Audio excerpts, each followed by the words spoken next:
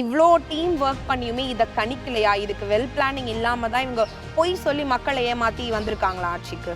எந்த முதலமைச்சருக்கான எந்த ஒரு தகுதியுமே இல்லாத ஒரு முதல்வர் தான் இன்னைக்கு இருக்க திரு ஜோசப் விஜய் அவர்கள்.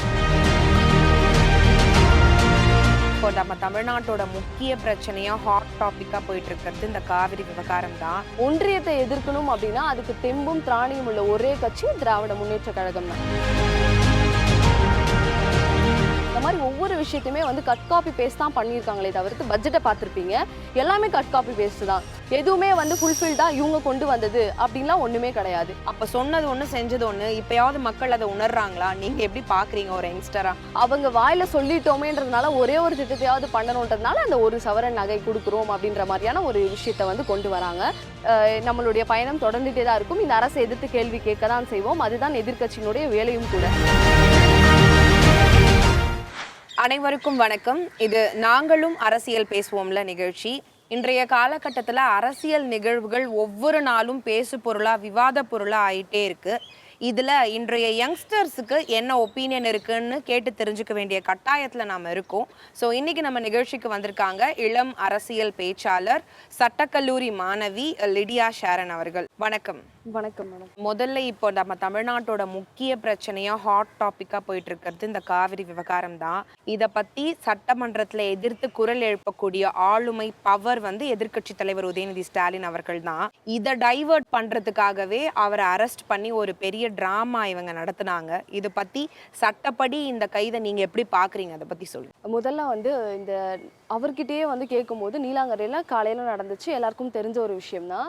அவர்கிட்ட கேட்குறாங்க, ஸோ ப்ரெஸ் கேட்குது, இதை நீங்கள் எப்படி பார்க்குறீங்க அப்படின்னும் போது அவர் ஒரு விஷயத்த சொல்கிறாரு, நான் இதை காமெடியாக பார்க்குறேன் அப்படின்னாரு. ஸோ வந்து கொஞ்ச நேரத்துக்கு அப்புறம் வேன் மூவ் ஆகிட்டு இருக்கு, அந்த அரெஸ்ட் வேன். அதுக்கப்புறம் கேட்கும்போது அவர் என்ன சொல்கிறாருன்னா பஞ்ச் ஆஃப் இடியட்ஸ் அப்படின்றாரு. ஏன் அந்த வார்த்தையை அவர் யூஸ் பண்ணணும் அப்படின்னா, இந்த இடத்துல கைதுக்கான நடவடிக்கை எடுக்க வேண்டிய ஒரு சூழ்நிலை வந்து நிகழக்கூடிய ஒரு இடம் கிடையாது. அந்த இடத்துல அந்த தேவையே இல்லாதது. சட்டப்படி பார்த்தோம் அப்படின்னா அவங்க வாயாலே, அதாவது இன்டர்பிரிட்டேஷன் ஒன்று இருக்குது. அதில் வந்து என்ன அப்படின்னா, சட்டப்படி நம்ம ஒரு விஷயத்தை கையாளும் பொழுது அதில் அவர் பேசினாங்களா, அதுக்கான ஆதாரங்கள் இருக்கா, அது என்ன மாதிரியான ஒரு விளைவை கொடுக்குது, இது எல்லாத்தையும் நம்ம ஆராய்ச்சி பார்த்து தான் வந்து நம்ம அந்த ஆக்ஷனையும் எடுக்க முடியும் லீகலா. அதுக்கப்புறம் தான் வந்து என்ன ப்ரொசீஜர்ஸோ ஃபர்தரா மூவ் பண்ணி எல்லாமே நம்ம லா படி பண்ண முடியும். ஆனால் மாண்புமிகு எதிர்க்கட்சி தலைவர் திரு உதயநிதி ஸ்டாலின் அவர்களுக்கான கைது நடவடிக்கை எப்படி பார்க்கப்படுது அப்படின்னா, உண்மையாவே சட்டப்படி பார்த்தாலும் எப்படி பார்த்தாலும் அது காமெடியாக தான் இருக்கு. ஏன் அப்படின்னா, அந்த இடத்துல வந்து அவர் வாயால் எந்த ஒரு வார்த்தையும் பேச கிடையாது. ஸோ நம்ம எல்லாருமே பார்த்துருப்போம், அவருடைய வாயிலிருந்து எந்த ஒரு நடிகையின் பெயரோ இல்லை எந்த ஒரு தலைவரின் பெயரோ எதையுமே அவர் உச்சரிக்கலை. அவர் காவிரி நீரை பற்றி மட்டும்தான் பேசிட்டு இருக்காரு. ஏன்னா அதுதான் வந்து நம்ம தமிழ்நாட்டுக்கும் டெல்டா மாவட்டத்துக்கும் தேவையான ஒரு விஷயம். அது இருந்தால் தான் நம்ம நாடு வளம் பெறும், நம்ம சாப்பிட முடியும், எல்லா அடிப்படை தேவையுமே அது மூலயமா தான் நமக்கு கிடைக்கும். எஸ்பெஷலி ஆளுகின்ற அரசு இதுக்கு எந்த குரல் எழுப்பாத நேரத்தில் எதிர்கட்சி நாம அதுக்காக ப்ரொட்டஸ்ட் பண்ணி அதுக்காக குரல் கொடுத்துட்டு இருக்கோம். ஆமா, ஏன் அப்படின்னா களத்துல எப்பவும் திமுக தான் மக்களுக்காக நிற்கும் அப்படின்றத ஒவ்வொரு முறையும் ப்ரூஃப் பண்ணிக்கிட்டே இருக்கு. ஸோ அதுக்கான இந்த ஆர்ப்பாட்டமும் அதுக்கு தான் பண்ணாங்க. இதை பத்தி ஆளுங்கட்சி பேசாத பொழுது மாண்புமிகு எதிர்க்கட்சி தலைவர் பேசுறாரு அப்படின்னும் போது இதை வந்து டைவர்ட் பண்றதுக்கான ஒரு முக்கியமான ஒரு இது அந்த கைது நடவடிக்கை. கைது நடவடிக்கையும் காமெடியா தான் முடிஞ்சது. அவர் சொன்ன மாதிரி எப்படின்னு நம்ம பார்த்துருப்போம். தஞ்சாவூர் போயிட்டு ரீச் ஆகிறதுக்குள்ளவே வந்து ஆஃப்டர்நூனே நாங்கள் எல்லாம் ஹைகோர்ட்ல இருந்தோம். ஸோ ஜட்மெண்ட் கொடுத்தாச்சு மார்னிங்கே. என்ன அப்படின்னா ஓரலா வரல அப்படின்றதுனால வந்து அவரை வந்து அரெஸ்ட் பண்ணியிருந்தாங்க. பட் ஆனால் அவர் போகிற பாதி தூரத்துலேயே வந்து ஹைகோர்ட் சொல்லிருச்சு, டாக்குமெண்ட்ஸ் எல்லாமே ரெடி, ஓகே, ஆர்டர் கொடுத்தாச்சு, ஜட்மெண்ட் கொடுத்துட்டாங்க, என்கொயரி மட்டும் பண்ணிவிட்டு நீங்கள் வந்து ரிலீஸ் பண்ணிடணும் அப்படின்ற ஒரு ஜட்மெண்ட். ஸோ இதுவே அவங்களுக்கு மிகப்பெரிய ஒரு அடியாக தான் சட்டம் கொடுத்துருக்கு. அவருடைய பாணியில் சொல்ல போனோம் அப்படின்னா கோர்ட்டு வந்து தலையில் கொட்டிருக்கு அப்படின்னு நம்ம சொல்லலாம். ஏன் வந்து எதிர்க்கட்சி தலைவரை கார்னர் பண்ணுறாங்க அப்படின்னா, அவரை எப்படியாவது கைது பண்ணணுமே அப்படின்ற ஒரு இது. ஆனால் அது அவங்களால முடியாதுன்றது நமக்கும் தெரியும். அவர் அந்த மாதிரி எந்த ஒரு வார்த்தையும் குறிப்பிடலை. இவங்களுக்கு காமனாகவே ஒரு இது இருக்குது மேம். என்ன அப்படின்னா, பிஜேபினாலே பயம், அது எதிர்க்கணும்னாலே பயம். இவங்களுக்கு என்னன்னா கொள்கை பேருக்கு தான் வந்து கொள்கை எதிரி அப்படின்னு சொல்லுவாங்களே தவிர்த்து பிஜேபி எதிர்க்கணும்னாலும் அதுக்கு தெம்பும் திராணியும் உங்களுக்கு கிடையாது. ஏன்னா இவ்வளோ நாள்ல ஒரு ஸ்டேட்மெண்ட் கூட பிஜேபிக்கு எதிர்த்து வைக்கல.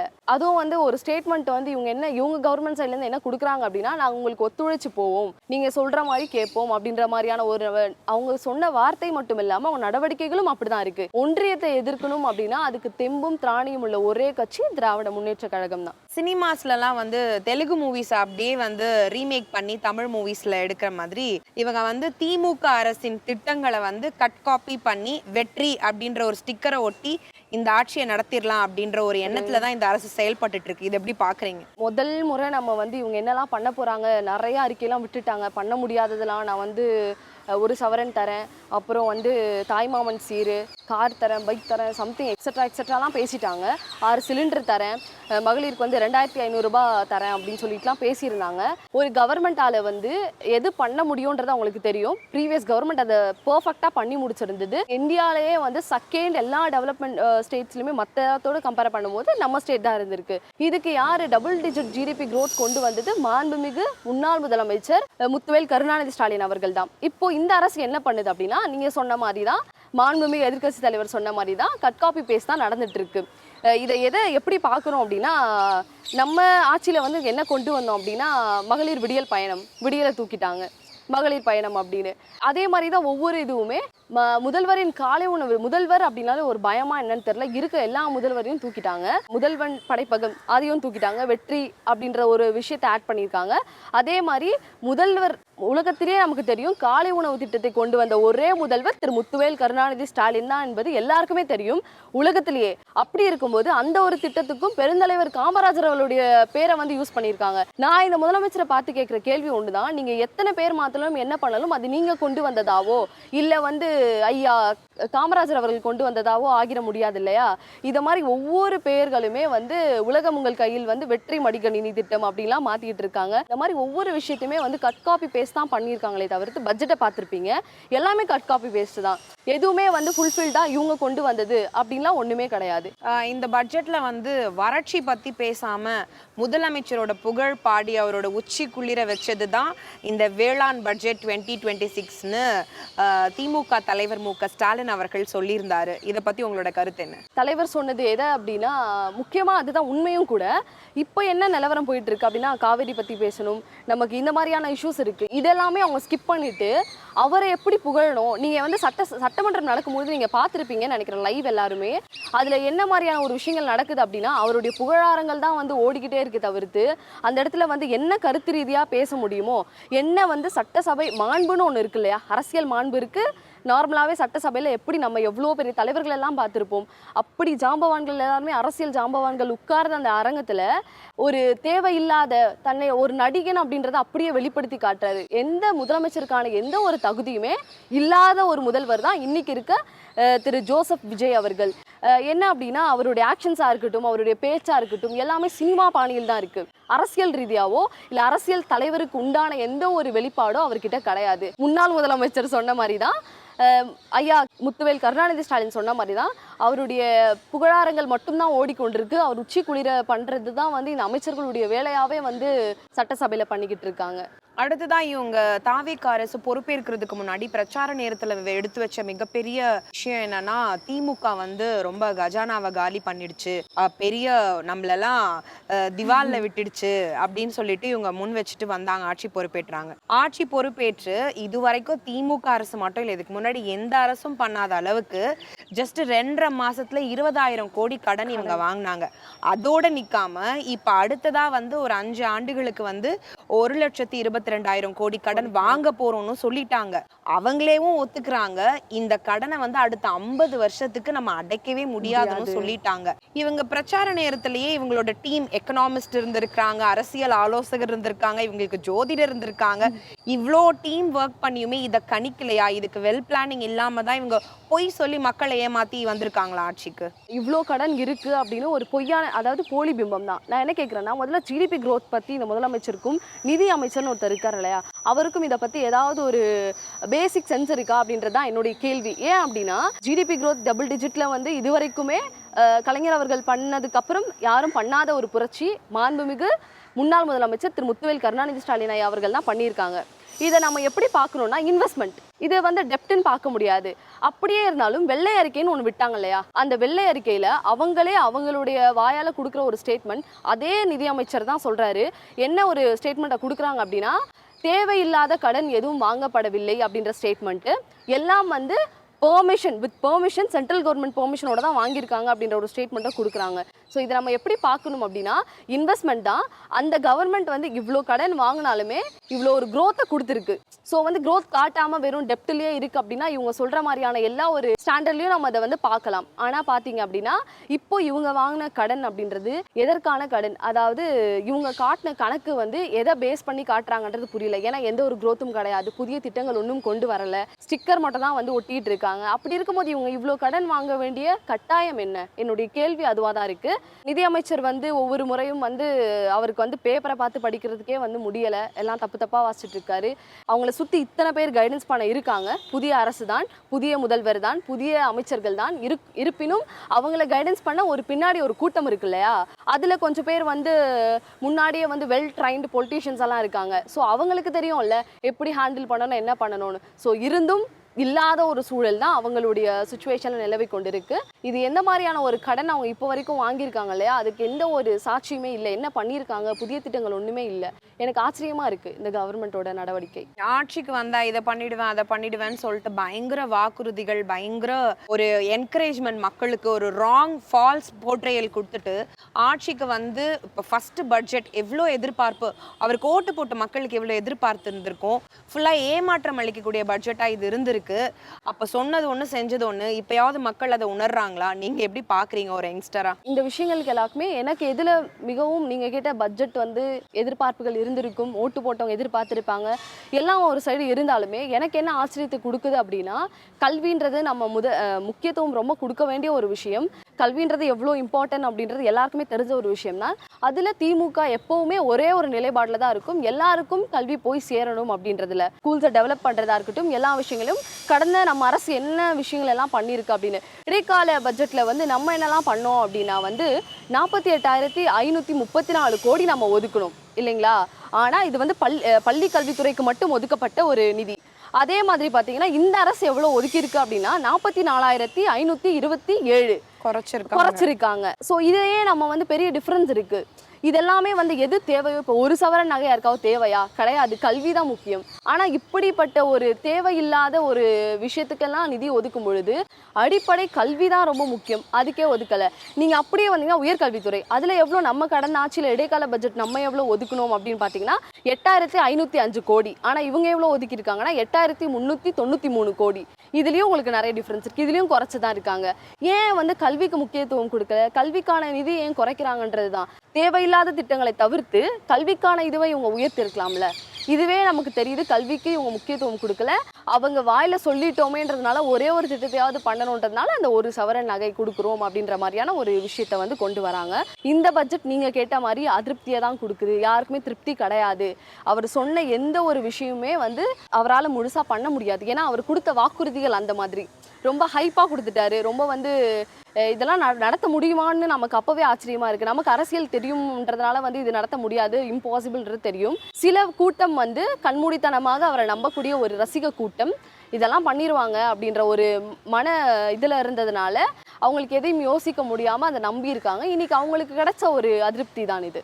ஓகே, ஒரு ஆட்சியை பற்றி விமர்சித்து பேசுகிற உரிமை வந்து ஜனநாயக ரீதியாக எல்லாருக்குமே இருக்குது. இவங்களை விமர்சித்து பேசுகிற யாராக இருந்தாலும், முன்னாள் அமைச்சர்களாக இருந்தாலும், திமுகவை சார்ந்தவர்களாக இருந்தாலும், சோஷியல் மீடியாவில் பேசுகிறவங்களா இருந்தாலும், ஒரு சாமானிய மனிதர்களாக இருந்தாலும், இவங்களை பற்றி விமர்சித்து ஒரு போஸ்ட் போட்டால் கூட அவங்கள கைது பண்ணுற நடவடிக்கை இவங்க பண்ணிட்டு இருக்காங்க. இதை சட்டப்படி எப்படி நீங்கள் பார்க்குறீங்க? இப்போ நம்ம ஆட்சியில் வந்து எவ்வளோ அவதூறுகள் இவரே பேசியிருக்காரு. முதலமைச்சர் வந்து எவ்வளோ ஒரு தரக்குறைவாக பேச முடியுமோ பேசியிருக்காரு. கரூர் இன்சிடென்ட் தெரியும். இவ்வளோ விஷயங்கள் இருந்துமே நம்ம அவரை வந்து எந்த ஒரு நடவடிக்கையுமே எடுக்கலை.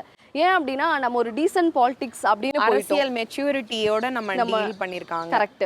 அடுத்த மாநில தலைவர்களும் சரி, உலக நாட்டில் இருக்க தலைவர்களும் சரி, முன்னாள் முதலமைச்சர் திரு முத்துவேல் கருணாநிதி ஸ்டாலினை பார்த்து வியக்கிறாங்க. ஏன் அப்படின்னா இவ்வளோ ஒரு அரசியல் மாண்பா, இவ்வளோ ஒரு தாழ்மையா, பொறுமையா அப்படின்னு எல்லா விஷயத்தையும் அவர் அவதூறாக பேசும் பொழுதும் மேடையாக ஏறினாங்க. அவரை பற்றி முழுமையாமே வந்து பொய்யான விமர்சனங்கள் தான் விமர்சிச்சாங்க. இப்போ முதலமைச்சராக இருக்கவரும் அப்படிதான் விமர்சனம் பண்ணாரு. அதனால மட்டும்தான் இன்னைக்கு அவர் சிஎம் சீட்லயும் உட்கார்ந்துட்டு இருக்காரு.